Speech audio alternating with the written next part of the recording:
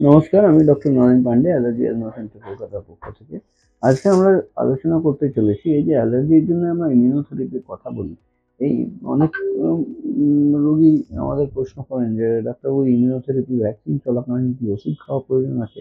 আজকে এটা নিয়ে আমরা আলোচনা করতে চলেছি। আপনারা যারা নতুন দর্শক, ওনাদের একটু অনুরোধ করব লাইক, সাবস্ক্রাইব, কমেন্ট, শেয়ার করার জন্য।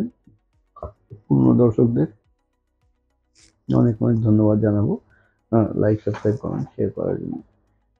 আমরা কলকাতায় শিয়ালদা স্টেশনের পাশে হাঁটা পথ, মৌলালী মাজার এবং ইন্টারভিউ সিনেমা হলের মাঝখানের বাড়িতে অবস্থিত। অ্যাপয়েন্টমেন্ট নেওয়ার জন্য অগ্রিম 500 টাকা নন রিফান্ডেবল জমা করতে হবে, যার জন্য আপনারা নিচে দেওয়া নম্বর 7278034776 যোগাযোগ করতে পারেন। মূল আলোচনায় ফিরে আসি, যেটা আমরা আলোচনা করছিলাম। ইমিউনোথেরাপি নিয়ে অনেক চল হয়েছে, অনেক লোকে ওয়াকিবহাল হয়েছেন এবং ইমিউনোথেরাপি নিয়ে ইন্টারেস্ট থাকে।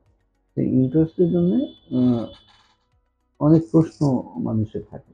এবার ইমিউনোথেরাপি ভ্যাকসিন যেটা আছে, অ্যালার্জির জন্য যে ভ্যাকসিনটা করা হয়, সেই ভ্যাকসিনটা যেরকম অন্যান্য ভ্যাকসিন রেডিমেড অ্যাভেলেবল থাকে ফার্মেসিতে বা ডাক্তারবাবুদের কাছে, ঠিক সেরকমটাই এটা কিন্তু নয়। Immunotherapy vaccine only tailor made তৈরি করানো হয় পেশেন্টের রিকোয়ারমেন্ট বেসে। পেশেন্টের রিকোয়ারমেন্ট কী করে বোঝা যাবে? পেশেন্টের রিকোয়ারমেন্ট বুঝতে গেলে মডিফাইড স্কিন প্রিক টেস্ট পরীক্ষা করতে হবে। সেখানে স্কিন রিঅ্যাক্টিভিটি কীরকম হচ্ছে সেটা বুঝে আমাদের তার বেসিসে অর্ডার প্লেস করে ইমিউনোথেরাপি ভ্যাকসিন অর্ডার দিয়ে স্পেশালি তৈরি করাতে হয়। এবার অনেক সময় পেশেন্টরা ভাবেন যে না, আমি তো ভ্যাকসিন চালু হয়ে গেছে, আর তো আমার কোনো চিন্তা নেই।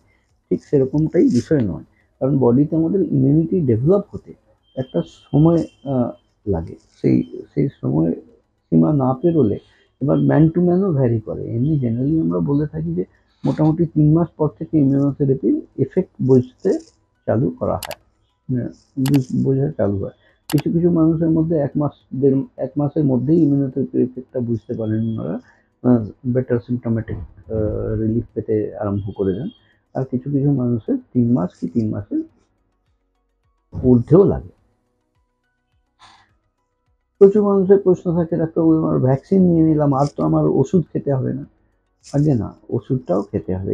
এই 2-3 মাসের যে উইন্ডো পিরিয়ড আছে, এই উইন্ডো পিরিয়ডের আপনাকে সিমটোম্যাটিক্যালি রিলিফ রাখার জন্য, রিলিফে থাকার জন্য ওষুধের প্রয়োজন আছে।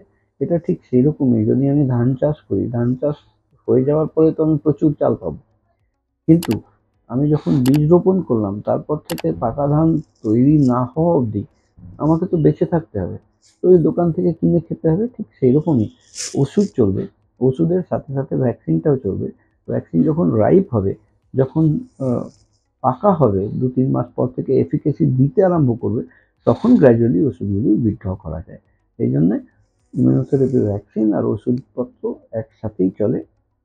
2-3 মাস পর থেকে যখন ইমিউনোথেরাপি ভ্যাকসিন এফেক্টিভ হওয়া চালু হয়, তখন আমরা কিন্তু ওষুধগুলো উইথড্র করি। এইরকম পরিষেবা নেওয়ার জন্য আপনারা নিচে দেওয়া নাম্বার 7278034776 যোগাযোগ করতে পারেন।